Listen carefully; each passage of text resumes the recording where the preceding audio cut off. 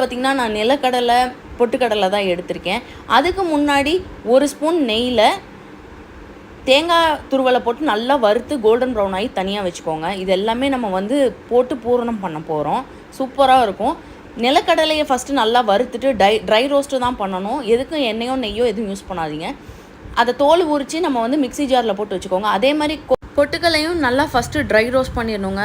இதில் எண்ணெய் நெய் எதுவும் ஊற்ற வேணாம். நான் மென்ஷன் பண்ண மாதிரி தான். இதை நல்லா கோல்டன் ப்ரௌன் ஆனோன்னே இதையும் நம்ம நல்லா அரைச்சிட்டு வந்துடணுங்க. 1-2 கூட அரைக்கலாம். இதில் பார்த்திங்கன்னா நான் சுகர் சிரப் ஆல்ரெடி செஞ்சு வச்சுருந்தேன். அந்த சுகர் சிரப் 2 டேபிள் ஸ்பூன் போட்டிருந்தேன்.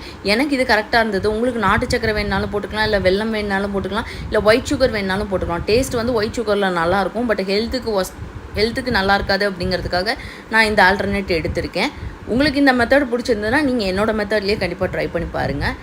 இப்போ அதை வந்து நம்ம ரெடி பண்ணி எல்லாத்தையும் கலந்து நம்ம வந்து ஒரு 1/2 ஸ்பூன் ஏலக்காயும் போட்டு கலந்து